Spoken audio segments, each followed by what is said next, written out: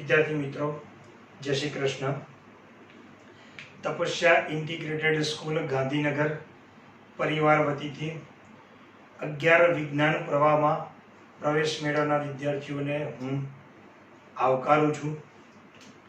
હાલની જે પ્રવર્તમાન પરિસ્થિતિ ઉપસ્થિત થઈ છે સમગ્ર વિશ્વમાં કે કોરોના વાયરસ અર્થાત COVID-19 વાયરસના આ રોગ ફેલાવાના કારણે જે પરિસ્થિતિ ઉપસ્થિત થઈ છે કે જેના કારણે કેન્દ્ર સરકારે ભારત સરકારે જે આપણને ક્રમશઃ લોકડાઉન આપેલ છે, જેમાં આપણે ક્યાંય ઘરની બહાર નીકળી શકતા નથી।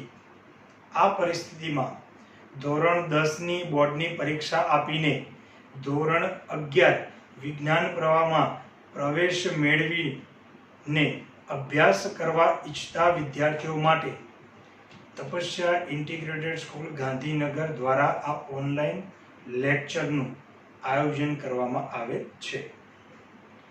હું as a maths teacher Jignesh Patel તપસ્યા ઇન્ટિગ્રેટેડ સ્કૂલ ગાંધીનગર સાથે વિષય શિક્ષક તથા ટ્રસ્ટી તરીકે જોડાયેલ છું। આજથી હું તમને ગણિત વિષયની શરૂઆત કરવાનો છું, જેમાં સૌથી પહેલા તમે અગાઉના ધોરણમાં જે એક પ્રકરણ ભણીને આવેલા છો ગણ પરિચય, તે જ પ્રકરણ આપણે અહીંયા ધોરણ 11માં પણ પ્રથમ પ્રકરણ છે, જેની હું આજે શરૂઆત કરીશ।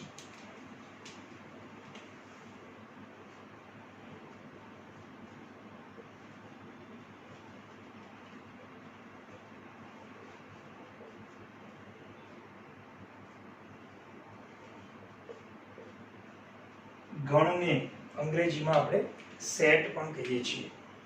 ઓકે, ચલો ગણની થોડી આપણે વાત કરી લઈએ। ગણ પરિચય આમ તો તમે ભૂતકાળમાં મેં કીધું પ્રમાણે આગલા ધોરણમાં તમે ભણીને આવ્યા છો। આપણે અહીંયા પણ શરૂઆતથી જ ગણની વાત કરવાની છે અને આગળ વધવાનું છે। સૌથી પહેલા હું ગણ કોને કહેવાય એની થોડી વાત કરું। હું તમને બે ઉદાહરણ આપું છું। એક પહેલું ઉદાહરણ, ભારતમાં આવેલ તમામ નદીઓનો ગણ સમૂહ કહો। હાલ પહેલા આપણે સમૂહ કહીએ અને એ સમૂહ ગણ છે કે નહીં આપણે એની વાત કરીએ। મેં શું કીધું? ભારતમાં આવેલ તમામ નદીઓનો સમૂહ। બીજું એક સામે એક ઉદાહરણ હું લઉં છું, ભારતમાં આવેલ તમામ ગણિત શાસ્ત્રીઓનો સમૂહ। ચલો ધ્યાનથી સાંભળજો, મેં બે સમૂહની વાત કરેલી છે। એક પહેલો સમૂહ કયો લીધો? ભારતમાં આવેલ તમામ નદીઓનો સમૂહ। ભારતમાં આવેલ તમામ નદીઓનો સમૂહ।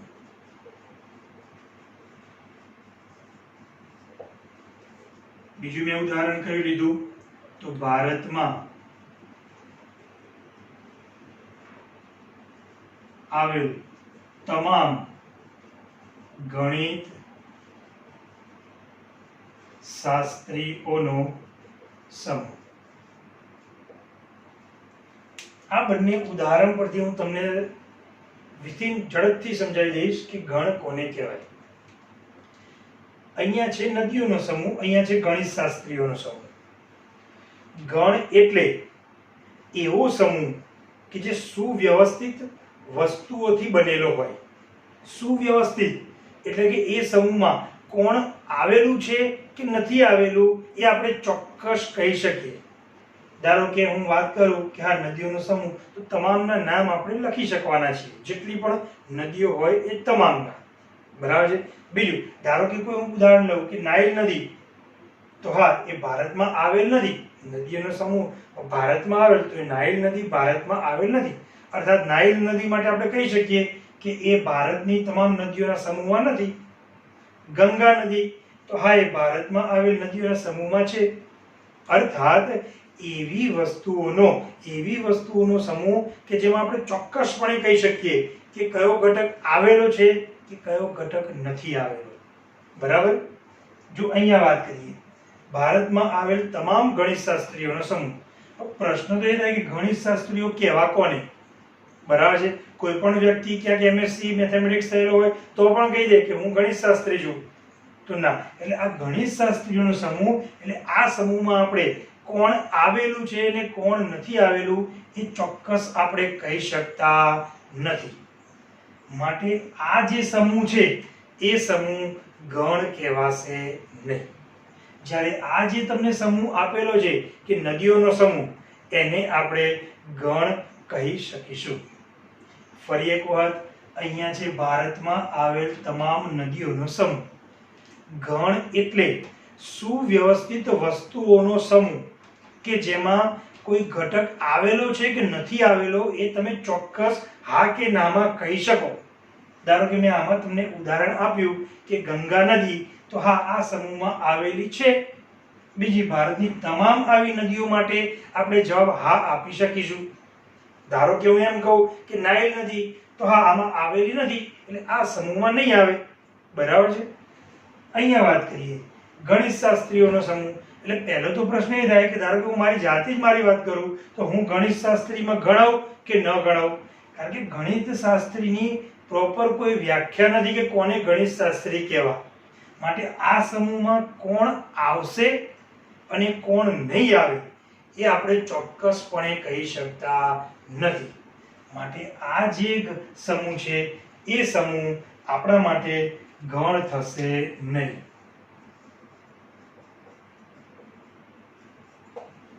અને આ જે સમૂહ છે એ આપણા માટે ગણ છે. ઓકે. એટલે ગણ એટલે શું વાત થઈ? મેં કીધું પ્રમાણે સુવ્યવસ્થિત વસ્તુઓનો સમૂહ. સુવ્યવસ્થિતનો અર્થ શું? કે જે ઘટક એમાં આવેલો છે એના માટે આપણે ચોક્કસ જવાબ હા કે ના કહી શકીએ કે હા ભાઈ આ ઘટક આવેલો છે અને આ નથી આવેલો. એવું સ્પષ્ટતાપૂર્વક ચોક્કસપણે આપણે જો કહી શકતા હોય તો એને આપણે ગણ તરીકે ઓળખીશું. એટલે ગણની વ્યાખ્યા સ્વરૂપે મારે લખવું હોય તો હું શું લખીશ? સુવ્યવસ્થિત વસ્તુઓનો સમૂહ એટલે ગણ. બરાબર છે. અને તમને અહીંયા બે ઉદાહરણથી બંનેનો ફરક મેં તમને સમજાવ્યો કે કયા સમૂહને આપણે ગણ કહી શકાય અને કયા સમૂહને આપણે ગણ કહી શકાય નહીં.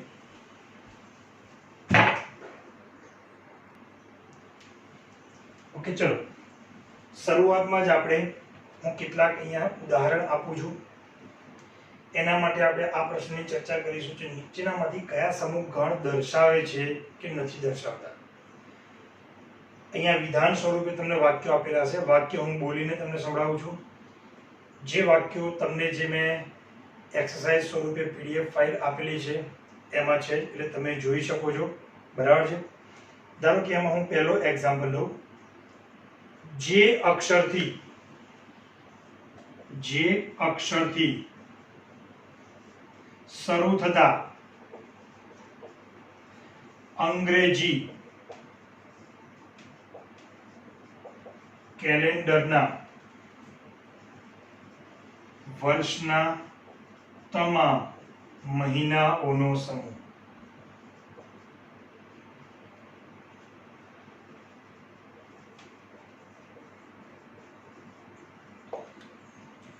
જો શું કહેવા માંગે છે કે અંગ્રેજી કેલેન્ડર જે વર્ષ છે એના મહિનાઓનો સમૂહ એ પણ કયા? જે અક્ષરથી શરૂ થતા હોય એવા. જો અહીંયા તમે ચોક્કસ કહી શકવાના છો કે ધારો કે જાન્યુઆરી, જૂન, જુલાઈ, આ 3 મહિના એવા છે કે જેથી શરૂ થાય છે કે જે આ સમૂહમાં આવેલા છે. ડિસેમ્બર, તમે ચોક્કસ એવું કહી શકવાના કે આ ડિસેમ્બર આ સમૂહમાં આવેલો નથી. એપ્રિલ, તો આ સમૂહમાં આવેલો નથી.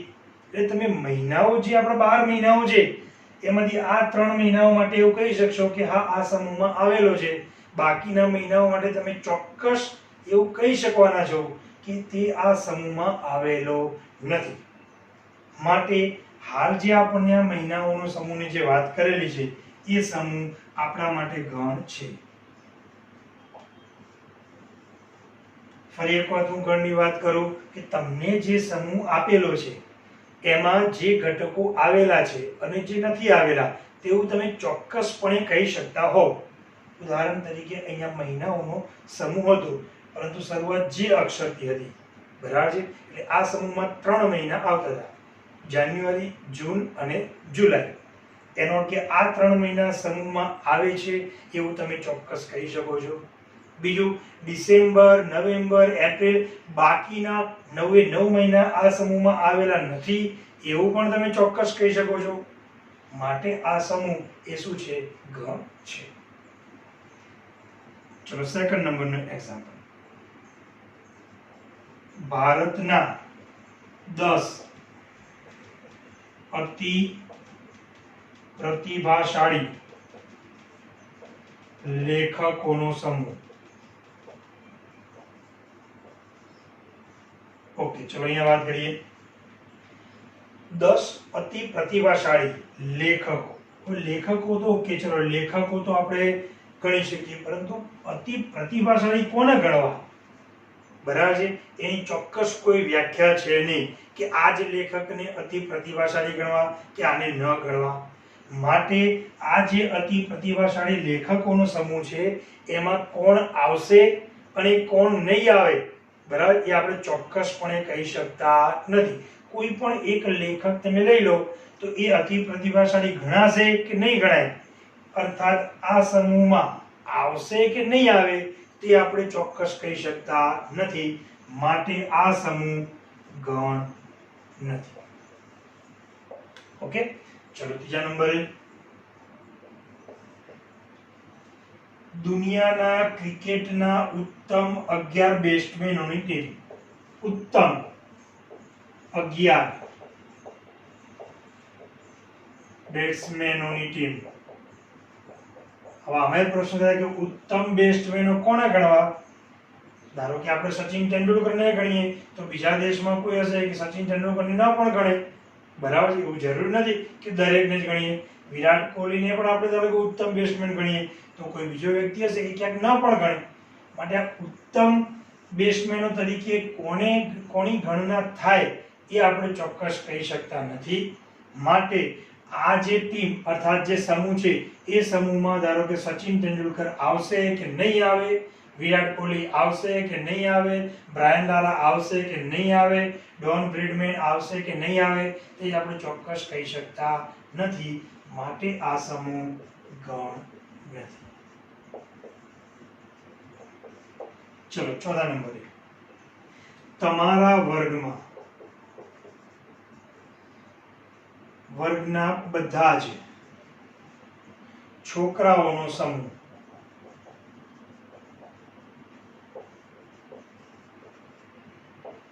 ચલો વિચારો, ધારો કે ધોરણ 10 માં તમારો જે પણ વર્ગ હતો કે જેમાં ધારો કે 50 કે 60 કુલ સંખ્યા હોય, તેમાંથી વિચારો કે 30 કે 35 કે 40 વિદ્યાર્થીઓ છોકરાઓ છે. તેમાં ચોક્કસ તમે કહી શકવાના છો કે ધારો કે તમે પોતે તો એ તમારા વર્ગના છોકરાના સમૂહમાં તમે આવવાના. તમારો કોઈ મિત્ર ધારો કે નરેશ છે તો એ નરેશ પણ જો તમારા વર્ગમાં હશે તો એ તમારા વર્ગના છોકરાના સમૂહમાં આવશે. ધારો કે બાજુના કોઈ વર્ગનો ધારો કે કોઈ તમારો મિત્ર હોય કે ધારો કે રમેશ કરીને કોઈ બાજુના વર્ગનો છે મિત્ર, તો એ તમારા વર્ગના છોકરાના સમૂહમાં નહીં આવે. માટે તમે આવું ચોક્કસપણે કહી શકો છો કે આ છોકરાઓના સમૂહમાં કોણ આવશે અને કોણ નહીં આવે. માટે આ સમૂહ શું કહેવાશે? ગણ છે. આગળ જે બીજો એકાદ એક્ઝામ્પલ જોઈએ.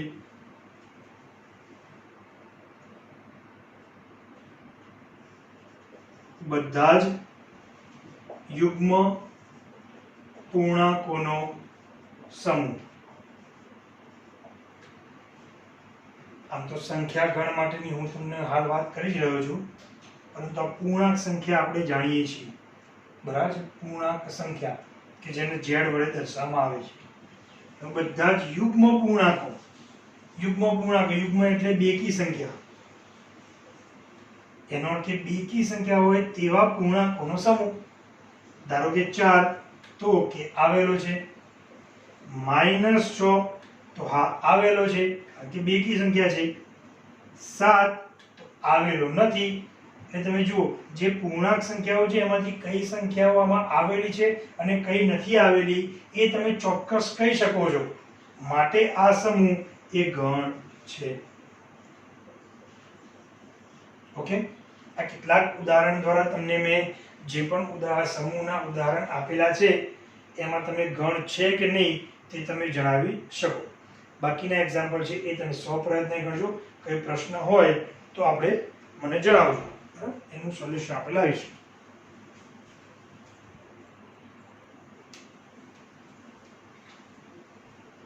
ચલો આગળ વધીએ. હવે સૌથી પહેલા તો જે આપણે ગણિતમાં સૌથી વધારે ઉપયોગમાં જે લેવાના છે જે સંખ્યા ગણો, એ સંખ્યા ગણોની ક્રમશઃ તમને ઓળખ હું આપી દઉં. બીજું વિદ્યાર્થી મિત્રો તમને જણાવી દઉં, તમને આપેલી પીડીએફ ફાઇલમાં મેં થિયરી નોટ લખેલ નથી. થિયરી નોટ તમારે YouTube પરનો વિડીયો જોઈને જ્યાં પણ થિયરી આવે ત્યાં થિયરી લખવાની છે. તમને નોટ આપેલી છે ફક્ત ઓનલી એક્ઝામ્પલની જ નોટ આપેલી છે. થિયરી તમારે બોર્ડ પરથી લખવાની રહેશે કે જે આપણે તમે YouTube દ્વારા વિડીયોમાં જોઈ રહ્યા છો. ધારો કે શરૂઆતમાં જ મેં તમને લખાયું કે ગણ, તો ગણની વ્યાખ્યા અને એનું ઉદાહરણ, તો એ તમે લખી શકો છો. પછી ધારો કે જે આવશે એ એક્ઝામ્પલ આવશે. ત્યારબાદ હવે ધારો કે જે વાત કરું છું એ પણ એક થિયરિટિકલ ટોપિકની વાત કરું છું, કયા સંખ્યા ગણની, તો એ પણ તમે ફેરબુકમાં લખી શકો છો. અને છતાંય કોઈ મૂંઝવણ રહે તો મને જણાવવું, હું એનું સોલ્યુશન લાવીશ. ચલો હું વાત કરવા જઈ રહ્યો છું આપણે ગણિતમાં જે ઉપયોગી છે એવા સંખ્યા ગણ. હું સૌથી પહેલા કેટલાક સંકેતો લખું.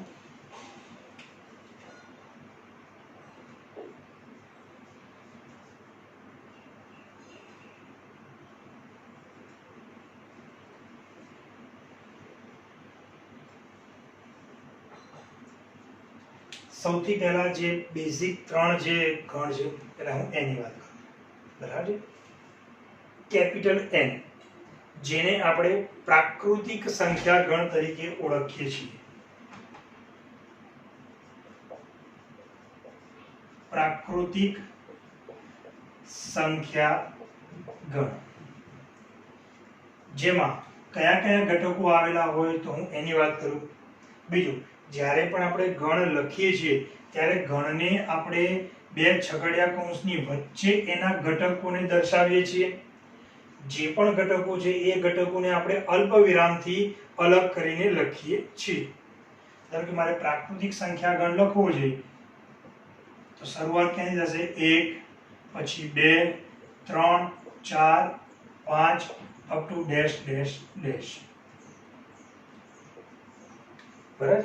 અનંત સુધી આવી પ્રાકૃતિક સંખ્યાઓ આવશે. ચલો અહીંયા W, પૂર્ણ સંખ્યા ગણ.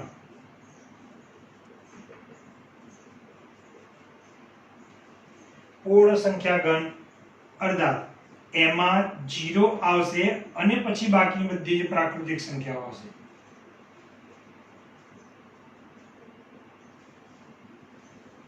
બરાબર? શું આવશે? એમાં 0 આવશે અને પછી બાકીની બધી જ પ્રાકૃતિક સંખ્યાઓ. એટલે કે જે પ્રાકૃતિક સંખ્યા ગણ છે એમાં એક ઘટક ખાલી એડ થશે. કયો? 0. પ્રાકૃતિક સંખ્યા ગણમાં 0 આવે નથી, અહીંયા 0 આપણે એડ કરેલ છે. અર્થાત આને મારે ફરી હજુ જો સંકેતમાં લખવું હોય તો હું લખી શકું કે આ જે ઘટકો છે એક પછીના બધા, એ તો બધા જ પ્રાકૃતિક સંખ્યા ગણના છે. એમાં ખાલી કયો ઉમેરાય છે? 0. તો પ્રાકૃતિક સંખ્યા ગણના ઘટકો એટલે n ઉમેરાય છે. એટલે ગણમાં ઉમેરવા માટે આપણે શેનો ઉપયોગ કરીએ? યોગ ગણનો. આ ક્રિયા પણ તમે જાણો છો. અને કયો ઘટક ઉમેરાય છે? 0. એટલે w ને બીજા સંકેતમાં લખવું હોય તો શું લખાશે? n યોગ ગણ 0. ઓકે, ચલો આગળ વધીએ. z, પૂર્ણાંક સંખ્યા ગણ. કયો? પૂર્ણાંક સંખ્યા ગણ. ચલો પૂર્ણાંક સંખ્યા ગણમાં કઈ કઈ સંખ્યાઓ આવે? તો w ની બધી જ સંખ્યાઓ આવશે. એટલે કે 0, 1, 2, 3, 4 થી અનંત સુધીની બધી. અને જે આ પ્રાકૃતિક સંખ્યા જે પોઝિટિવ છે, ધન છે, એ બધી ઋણ પણ આવશે. અર્થાત જો મારે લખવું હોય તો એક્ઝેક્ટ મધ્યમાં 0 ઘટક આવે, આ બાજુ +1 -1 +2 -2 +3 -3, આ રીતે બંને બાજુ અનંત સુધી, અર્થાત આ બધી ધન પૂર્ણાંક સંખ્યાઓ કહેવાશે, એ પણ આવશે. આ બધી ઋણ પૂર્ણાંક સંખ્યાઓ કહેવાશે, એ પણ આવશે. અને આ મધ્યમાં કયો? 0, એ પણ આવશે. ઓકે, ખ્યાલ આવી ગયો? z માં કયા કયા ઘટકો આવશે? તો મધ્યમાં 0, એના પછી બધી જ પ્રાકૃતિક સંખ્યાઓ, અને બધી જ પ્રાકૃતિક સંખ્યાઓ એના બીજા શબ્દોમાં આપણે શું કહી શકીએ? ધન પૂર્ણાંક સંખ્યાઓ. એ જ બધી કઈ ઋણ પૂર્ણાંક સંખ્યાઓ પણ આવશે. એટલે બંને બાજુ 0, 1, -1, 2, -2, 3, -3, બંને બાજુ અનંત સુધી ઘટકો વાળો ગણ, જેમાં ફક્ત પૂર્ણાંક સંખ્યાઓ આવે, જેને આપણે શું કહીશું? z. ઓકે, ફરી એકવાર, n પ્રાકૃતિક સંખ્યા ગણ, 1 થી શરૂઆત થાય, 1, 2, 3, 4, 5 અને અનંત સુધી. w પૂર્ણ સંખ્યા ગણ, કે જેમાં 0 થી શરૂઆત થાય, 0 અને પછી બધી જ પ્રાકૃતિક સંખ્યાઓ, 1, 2, 3, 4, 5 અને અનંત સુધી. એને મારે બીજા સંકેતમાં લખવું હોય તો શું લખાય? તો બધી જ પ્રાકૃતિક સંખ્યાઓ તો છે જ, એમાં ખાલી શું એડ કરેલું છે? 0. તો હું શું લખીશ? n યોગ ગણ 0. બરાબર? ચલો, z ની વાત કરીએ. પૂર્ણાંક સંખ્યા ગણ. પૂર્ણાંક સંખ્યા ગણમાં કઈ કઈ આવશે? તો 0 એટલે કે w ના બધા ઘટકો આવશે, અર્થાત 0. પ્રાકૃતિક સંખ્યાઓ આવશે. પ્રાકૃતિક સંખ્યાઓને બીજું આપણે શું કહીશું? ધન પૂર્ણાંક. બરાબર? પ્રાકૃતિક સંખ્યા, એને બીજું ધન પૂર્ણાંક સંખ્યા પણ કહી શકાય. અને એ જે ધન પૂર્ણાંક સંખ્યાઓ છે, એ જ બધી આ બાજુ ઋણ તરીકે, એટલે એ કઈ જશે? ઋણ પૂર્ણાંક સંખ્યાઓ. એટલે એમાં કુલ 3 ભાગ પડેલા છે. એક 0, આ બાજુ બધી ધન પૂર્ણાંક સંખ્યા એટલે પ્રાકૃતિક, અને આ બાજુ બધી ઋણ પૂર્ણાંક સંખ્યાઓ, અને એના બંને બાજુ અનંત સુધીના ઘટકોથી જે ગણ બને એ આપણો z. ચલો આગળ વધીએ.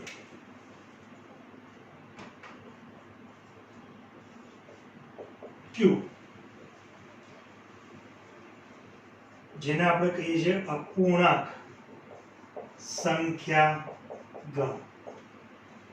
કેવું કહીએ છીએ? અપૂર્ણાંક સંખ્યા ગણ.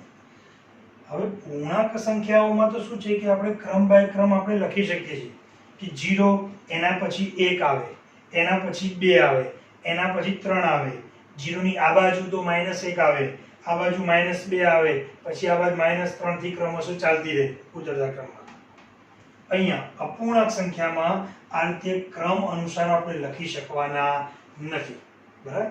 માટે એને ગુણધર્મ સ્વરૂપે આપણે વ્યાખ્યાયિત કરીશું કે અપૂર્ણાંક એટલે મને ખ્યાલ છે કે આ જે p/q સ્વરૂપ હોય. અપૂર્ણાંક આપણે કોને કહીએ છીએ?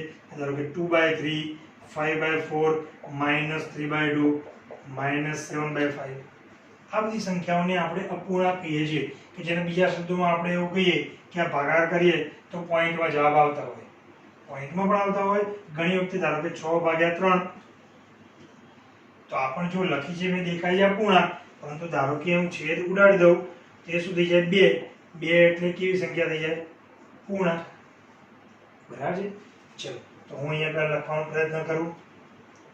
p/q, જેમાં p કેવી સંખ્યા લેવાની? તો તમે જો મેં અંશમાં કેવી સંખ્યાઓ લીધી છે, તો કોઈ પણ પૂર્ણાંક સંખ્યા, એટલે p belongs to z. બરાબર છે? આ સંકેતની તમને હું ખાલી વાત કરી દઉં.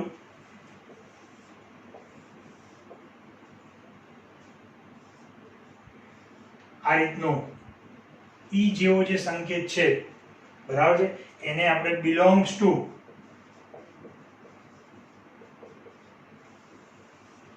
થી બોલીએ છીએ. શેના માટે વપરાય છે? તો ધારો કે હું તમને ઉદાહરણ આપું કે 5 ઘટક એ n માં આવેલો છે, તો મારે લખવું હોય તો 5 belongs to n. ખ્યાલ આવ્યો? આ સંકેત શેના માટે વપરાય છે? તો કોઈ ઘટક એ ગણમાં આવેલો છે કે નહીં એના માટે. જો આવેલો હોય તો બિલોંગ્સ ટુ લખાય. ધારો કે -4 એ n માં આવેલો નથી, તો -4 does not belongs to n. બરાબર ખ્યાલ આવ્યો? શું કહીએ છીએ આ જે સંકેત છે એને બિલોંગ્સ ટુ નો ગુજરાતી અર્થ શું થાય? ની અંદર સમાવેશ થવો. અર્થાત 5 બિલોંગ્સ ટુ n એટલે 5 ઘટક એ n માં આવેલ છે. એટલે કોઈ પણ ઘટક એ ગણમાં આવેલ છે કે નથી આવેલ એના માટે આ બિલોંગ્સ ટુ સંકેતનો ઉપયોગ થાય છે. હું અહીંયા લખી દઉં છું.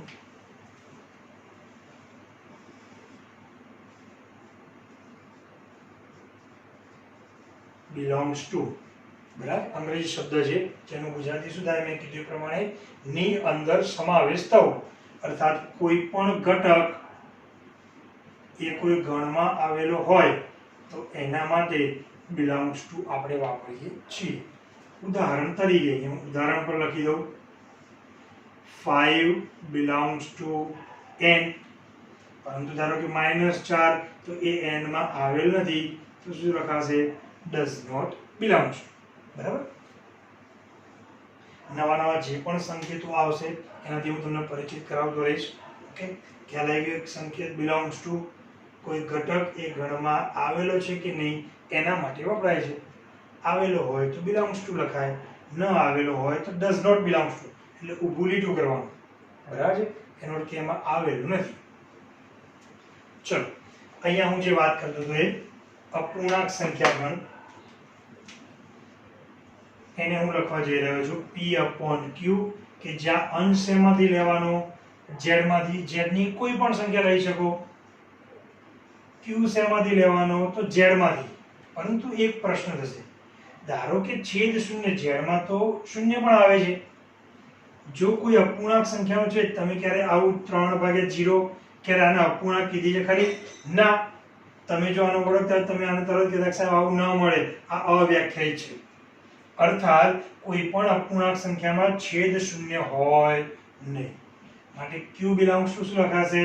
z - 0. અપૂર્ણાંક સંખ્યા ગણને કેમ આપણે આ રીતે લખ્યો? કારણ કે અપૂર્ણાંક સંખ્યાઓ આ રીતે n, w અને z ની જેમ ક્રમશઃ આપણે લખી શકતા નથી. બરાબર છે? માટે એને વ્યાપક સ્વરૂપે, ગુણધર્મ સ્વરૂપે લખવું પડે. કે અપૂર્ણાંક એટલે કેવું સ્વરૂપ? તો અંશમાં કોઈ p હોય, છેદમાં કોઈ q હોય. p કેવા? તો બિલોંગ્સ ટુ z, z માંથી તમે કોઈ પણ ઘટક લઈ શકો. અને q કેવા? તો એ પણ z માંથી કોઈ પણ ઘટક લઈ શકો. ફક્ત કયો નહીં લેવાનો? 0 લેવાનો નહીં. એટલે z - 0. 0 નથી લેવાનો એટલે મેં માઈનસ કરેલો છે. બરાબર?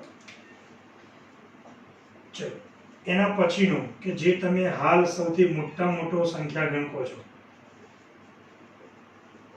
વાસ્તવિક સંખ્યા ગણ. આ સૌથી મોટો છે. બરાબર? કે જેમાં તમામ બધી જ સંખ્યાઓ એમાં આવી જાય છે. બરાબર છે? આ વાસ્તવિક સંખ્યા ગણ, કે જેમાં બધી જ સંખ્યાઓ જે પણ તમે જાણતા હોય એ આવી જાય છે. બરાબર? હજુ હું બીજા એક ગણની વાત કરું, જેને i દ્વારા પણ દર્શાવવામાં આવે છે અથવા t દ્વારા. અને જે સંખ્યા ગણ છે અસમ્ય સંખ્યા ગણ.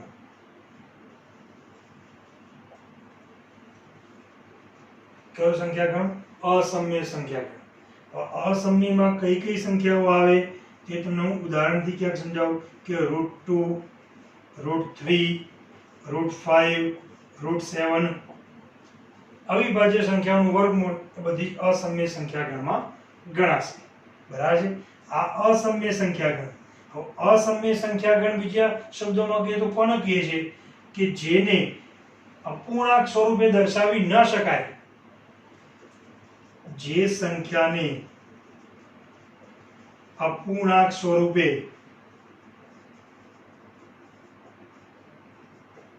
દર્શાવી ન શકાય. બરાબર? તેને આપણે કેવી કહીએ છીએ? અસમ્ય સંખ્યા ગણ. અર્થાત જે અપૂર્ણાંક સંખ્યા ગણ છે એને બીજા શબ્દોમાં કેવું હોય તો કેવી કહેવાશે? સમ્ય સંખ્યા ગણ. અને આ સમ્ય સંખ્યા ગણ અને અસમ્ય સંખ્યા ગણ બંને ભેગા કરો એટલે આપણો આખો R બની જાય. ફરી એક વાત બરાબર છે. અહીંથી વાત કરું, મેં તમને વાત કરી Q એટલે કે અપૂર્ણાંક સંખ્યા ગણની. અપૂર્ણાંકને આપણે P/Q સ્વરૂપમાં લખીએ છીએ. એટલે કોઈ પણ સંખ્યાને તમે P/Q આ સ્વરૂપમાં લખી શકો તો એ અપૂર્ણાંક સંખ્યા કહેવાય અને એ Q માં આવેલ છે. એના માટેની કન્ડિશન કઈ છે? તો અંશ તમારે કોઈ પણ પૂર્ણાંક સંખ્યા લઈ શકો, છેદ તમે કોઈ પણ પૂર્ણાંક સંખ્યા લઈ શકો, -0 એટલે 0 લઈ શકો નહીં. કેમ? છેદ શૂન્ય થાય તો એને આપણે ગણિતની ભાષામાં શું કહીએ છીએ? અવ્યાખ્યાયી. બરાબર છે. માટે એ આપણે 0 છેદમાં લેતા નથી. ત્યારબાદ હું વાત કરી, મેં ખાલી શબ્દ જ કીધો કે R વાસ્તવિક સંખ્યા ગણ. બરાબર છે. પરંતુ એ પછી તરત મેં વાત કરી I અથવા T, આ બે સંકેત છે જેને મેં શું કીધું? અસમ્ય સંખ્યા ગણ. કઈ કઈ સંખ્યાઓ આવે તો ટૂંકમાં તમને કહી દઉં, અવિભાજ્ય સંખ્યાઓનું વર્ગમૂળ. એના સિવાય પણ છે પાઈ. પછી બીજી પણ એક ગણિતની વિશિષ્ટ સંખ્યા તરીકે જેને સ્થાન મળે છે E, જેની માહિતી વિધેય ચેપ્ટર આવશે ત્યારે હું તમને આપીશ. પાઈ. ઘણાને એમ થાય કે સાહેબ આ પાઈ એટલે તો 22/7 નહીં, તો એ તો તમે અપૂર્ણાંક સ્વરૂપે એને લખો છો તો પછી એ અપૂર્ણાંકમાં ન ગણાય. કેમ અસમ્યમાં? તો તમને મિત્રો જણાવી દઉં, પાઈ બરાબર 22/7 એ એનું પરફેક્ટ મૂલ્ય નથી. પાઈ બરાબર 7 એ એનું એપ્રોક્સિમેટ મૂલ્ય છે કે જે આપણે ગણતરી કરવામાં સરળતા રહે અને ગણતરી નજીકની લાવી શકીએ માટે ઉપયોગ કરીએ છીએ 22/7. બાકી પાઈ એ 22/7 એ અપૂર્ણાંક સંખ્યા નથી. તો શેના માટે 22/7 લઈએ છીએ? તો ગણતરીમાં આપણને સાદુરૂપ આપવામાં સરળતા રહે માટે પાઈ બરાબર એપ્રોક્સિમેટ આશરે 22/7 આપણે લઈએ છીએ. જો પોઈન્ટમાં લેવા હોય તો 3.14 લઈએ છીએ. બાકી 14 પછી પણ અનંત સુધીના પોઈન્ટ પછીના આંકડા છે જે અનંત દશાંશ આપણે કહીએ છીએ. આ બધી પણ એવી અનંત દશાંશ વાળી સંખ્યા છે અને જે અસમ્ય સંખ્યા ગણમાં ગણાશે. મિત્રો, આનો જે અસમ્ય સંખ્યા ગણ છે એનો આપણા ગણિતના આગલા પ્રકરણોમાં બહુ એટલો બધો ઉપયોગ નથી. ફક્ત યાદ એટલું જ રાખવાનું છે કે અવિભાજ્ય સંખ્યાઓનું વર્ગમૂળ, અવિભાજ્ય સંખ્યાઓનું વર્ગમૂળ એ બધી જ અસમ્ય સંખ્યાઓ અને એના સિવાયની બાકીની બધી સમ્ય સંખ્યાઓ અર્થાત અપૂર્ણાંક સંખ્યા. બીજું, આમાં આ બે સંખ્યા આવશે ખરી પાછી અસમ્યમાં, કઈ? પાઈ અને E. આ બંને સંખ્યાઓને ગણિતમાં વિશિષ્ટ સંખ્યાઓના સ્થાન તરીકે દરજ્જો મળેલ છે. આનું ધ્યાનમાં રાખજો. બરાબર? અને અસમ્ય સંખ્યા ગણ અને સમ્ય સંખ્યા ગણ એ બંનેને તમે ભેગા કરો. બરાબર? અર્થાત I અને Q ને બંનેને તમે ભેગા કરો. ભેગા કરો એટલે યોગ ગણ. એટલે કયો ગણ મળે? સૌથી મોટામાં મોટો જે તમે જાણો છો એ R. બીજું મેં કીધું એમ કે અસમ્ય, આ બધી સંખ્યા સિવાયની સંખ્યાઓ સમ્ય. એટલે અસમ્ય સંખ્યાઓ છે એ ક્યારે સમ્યમાં આવવાની નથી. સમ્ય છે એ અસમ્યમાં આવવાની નથી. અર્થાત બીજા શબ્દોમાં મારે કેવું હોય તો બંનેનો છેદગણ શું લખી શકાય? ખાલી ગણ. તમે જો આ બધી જ વસ્તુ થિયરીમાં તમારે પોઈન્ટ કરીને લખવાની છે જેથી ગમે ત્યારે પણ તમે વાંચો ત્યારે આ બધી વસ્તુ ધ્યાનમાં આવે. બરાબર? ખ્યાલ આવી ગયો? અસમ્ય અને સમ્ય. સમ્ય સંખ્યા ગણ એટલે અપૂર્ણાંક સંખ્યા ગણ.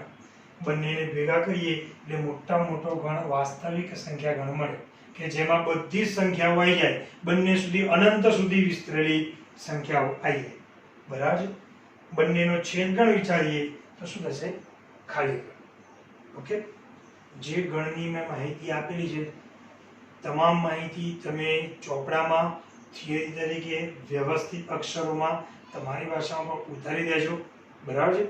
પછી આગળ વધીએ છીએ.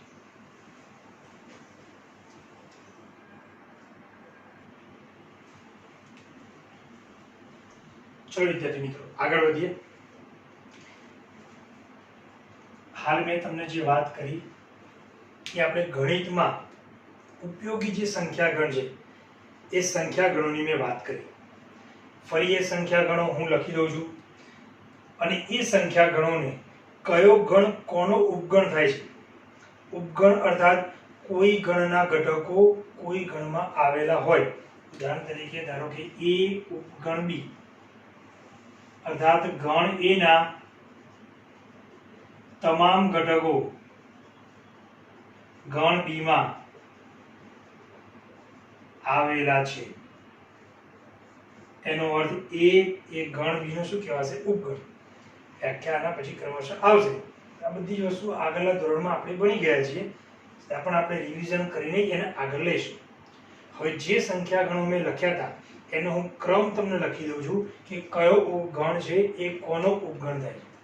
સૌથી નાનામાં નાનો તો તમે જોયો હોય તો n હતો. n ના બધા જ ઘટકો જો તમે ધ્યાનથી જુઓ તો w માં આવેલા છે, એટલે n એ કોનો ઉપગણ થશે? w. w ના બધા જ ઘટકો z માં આવેલા છે, એટલે કોનો ઉપગણ થશે? z. બીજું, z ના બધા જ ઘટકો q માં આવેલા છે. હવે અહીંયા ક્યાંક વિદ્યાર્થીઓ પ્રશ્ન થાય કે આ કેવું?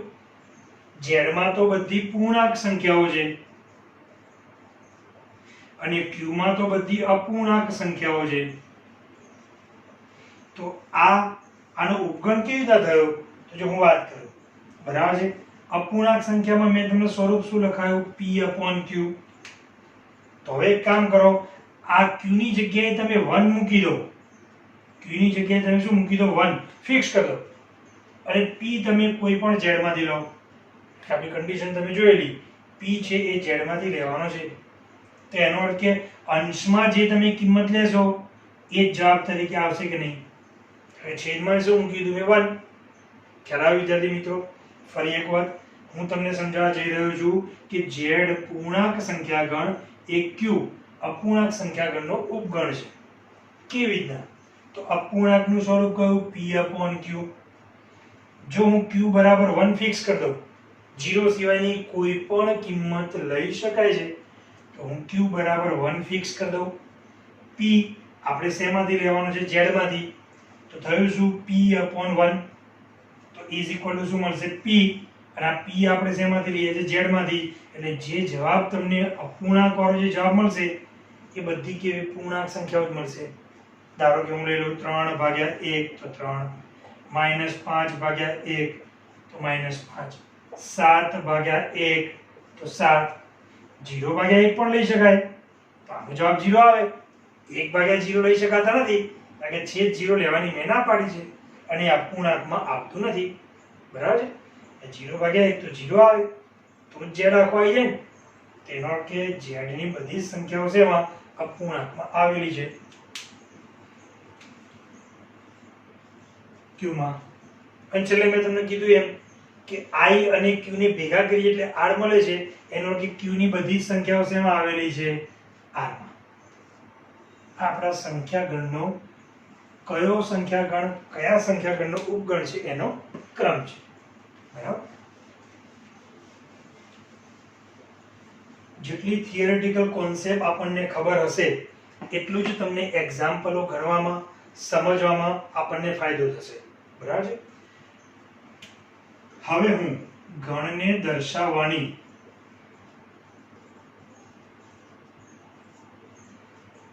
રીતની વાત કરીશ કે ગણને અલગ અલગ કેટલી રીતથી દર્શાવવામાં આવે છે. ગણને મુખ્ય 2 રીતથી દર્શાવવામાં આવે છે.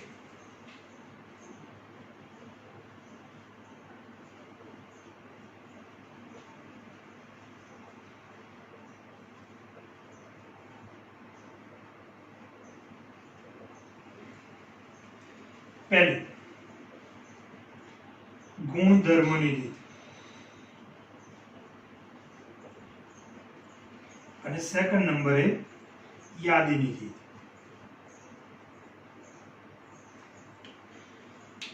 ગણ આપણે સમજતા હોઈએ ત્યારે સૌથી પહેલા બંને રીતના આપણે સમજી લઈએ, કારણ કે ગણના કોઈ પણ એક્ઝામ્પલ જ્યારે પણ ગણવાના આવે ત્યારે જો તમને એમાં કોઈ પણ ગણનો ગુણધર્મની રીતથી આપેલો હોય તો તમારે એને યાદી સ્વરૂપમાં ફેરવતા શીખવું પડે. કોઈ પણ ગણને જો ગુણધર્મની રીત સ્વરૂપે આપેલો હોય તો એને છે ને યાદીની રીત સ્વરૂપે ફેરવતા તમને આવડતું હોવું જોઈએ. ગુણધર્મની રીતમાં શું હોય અને યાદીની રીતમાં શું હોય? તો ગુણધર્મની રીતમાં તમારા જે ઘટકો છે એ ઘટકોનો ગુણધર્મ આપેલો હોય, ચોક્કસ એક ગુણધર્મ આપેલો હશે. યાદીની રીતમાં શું હશે? તો ઘટકો યાદી સ્વરૂપે તમને લખીને આપેલા હશે. એક ઉદાહરણ લઈ તમને ગુણધર્મની રીતમાંથી યાદીની રીતમાં કેવી રીતના ફેરવવાનું એની વાત કરીએ.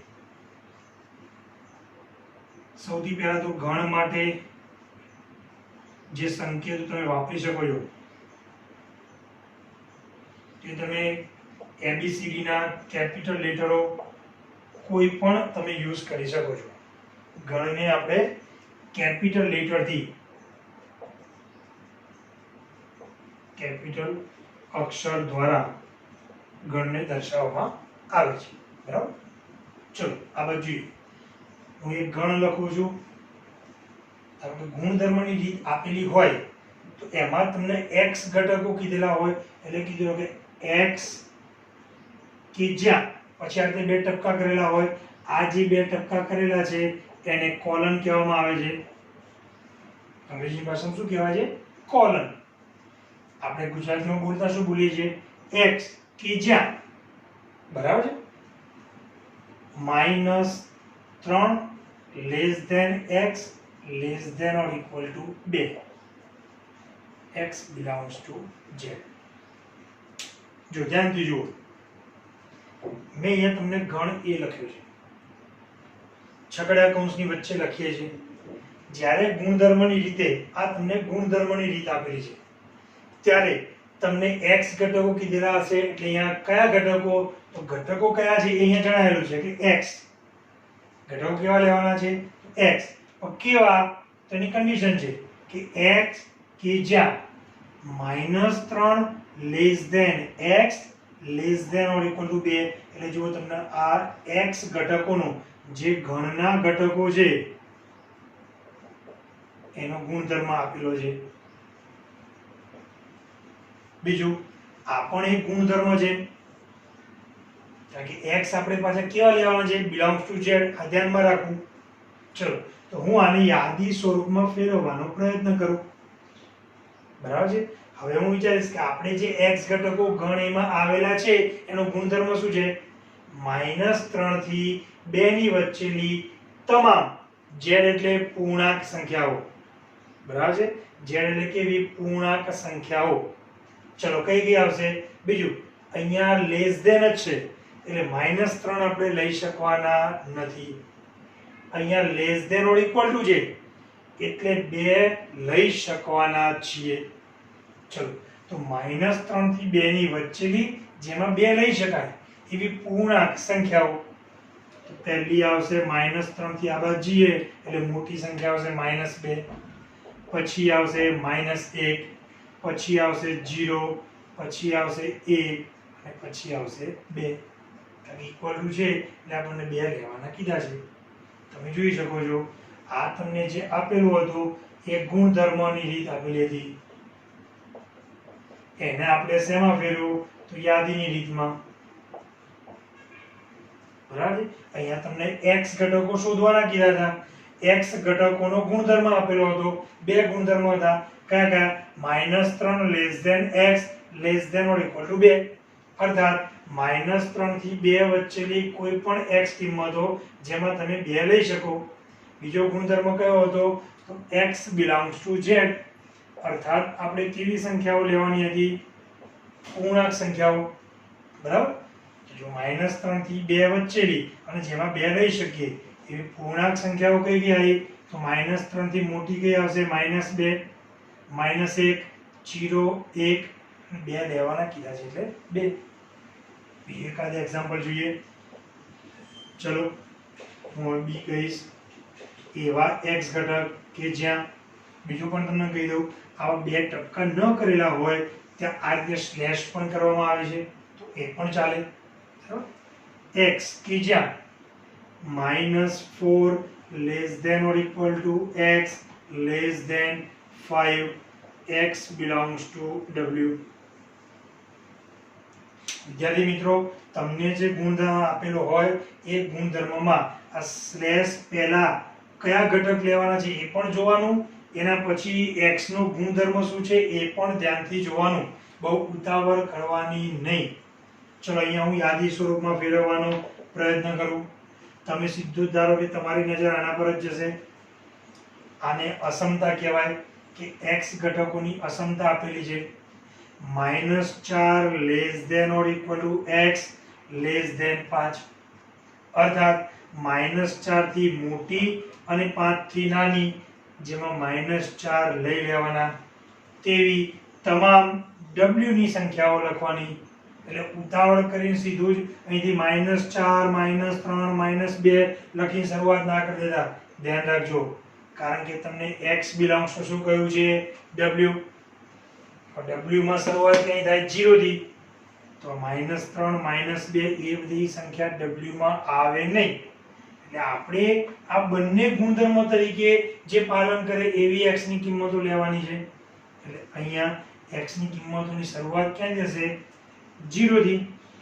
0 પછી 1 2 3 4 ઇક્વલ નથી, માટે 5 લેવાના નથી. ઓકે વિદ્યાર્થી મિત્રો, ખ્યાલ આવી ગયો? એટલે આવા જે પણ બંને આ x ની કિંમતો કયા ગણમાંથી લેવાની એ પણ જોવાનું, અને અસમતાનું પાલન કરે એ પણ ગુણધર્મ જોવાનું. અને માટે જ મેં તમને આ સંખ્યા ગણોની માહિતી સૌથી પહેલા આપી, કે જેથી આ ગુણધર્મોમાંથી જ્યારે યાદી સ્વરૂપમાં ફેરવવાનું થાય ત્યારે તમે સંખ્યા ગણ જાણતા હો તો કઈ સંખ્યા આવે ન આવે એ પ્રમાણે તમે આગળ વધી શકો. ચલો ત્રીજો એક example. c that is equal to x square કે જ્યાં -3 less than x less than 4, x belongs to n. Okay, ચલો સમજવાનો પ્રયત્ન કરીએ. બરાબર છે? જેમ જેમ આગળ ચાલે એમ તમે ક્યાંક આગળ જે પણ થિયરીના ટોપિક હોય એ લખતા રહેજો. બરાબર.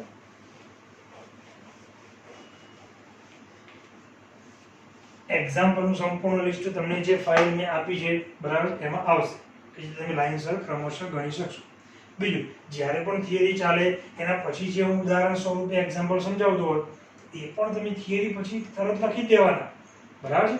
કારણ કે આ કેટલાક એક્ઝામ્પલ સીધા મારી સાથે જે અત્યારે ઉદ્ભવ હોય એ જ હું લખાવતો હોઉં, એટલે અંદર તમને જે આપેલા આનાથી અલગ પણ હોય. ઓકે, ચલો અહીંયા હવે આગળના એક્ઝામ્પલ પરથી અહીંયા આપણને ધ્યાન રહેશે કે આ બે બંને કન્ડિશનનું પાલન થાય એવા x જોવાના.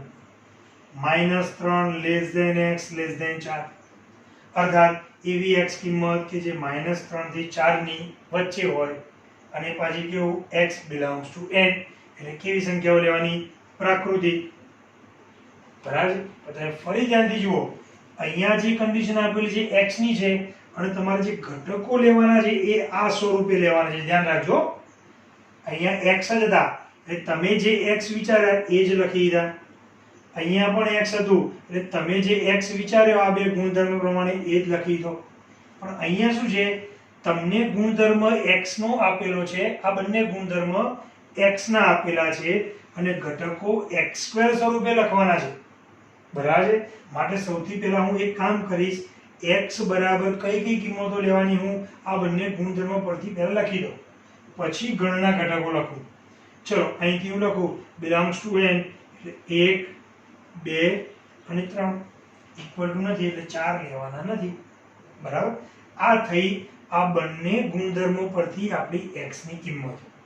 હવે હું વાત કરીશ મારે જે x² લખવાનો છે, કારણ કે ઘટકો x² છે, એટલે આ જે x મળ્યા એનો વર્ગ કરીને હું ગણમાં લખીશ. ખ્યાલ આવ્યો વિદ્યાર્થી મિત્રો? જે મેં ઉદાહરણ સમજાવ્યું, આ બંને ગુણધર્મો કોના હતા? તો x ના. પરંતુ તમારે ગણમાં ઘટકો કોના કયા સ્વરૂપે લખવાના હતા? x² સ્વરૂપે. એટલે પહેલા x ની કિંમતો કઈ લેવાની એ મેં લખી દીધી, એનો વર્ગ કરીને પછી c ગણના મેં ઘટકો લખ્યા. ઓકે, આજે આટલે સુધી રાખીએ છીએ. નેક્સ્ટ લેક્ચરમાં અહીંથી જ આપણે આગળ વધીશું કે ગુણધર્મોને યાદી સ્વરૂપમાં ફેરવવાનું અને એ ગુણધર્મની યાદી સ્વરૂપમાં ફેરવવા માટેના અલગ અલગ જે પણ ગણિતમાં તમે બેઝિક જે કેટલાક ઉકેલ શોધવાના સમીકરણો બધા શોધી ગયા જે ભણી ગયા છે એનો આપણે ક્રમશઃ ઉપયોગ કરીશું. બરાબર.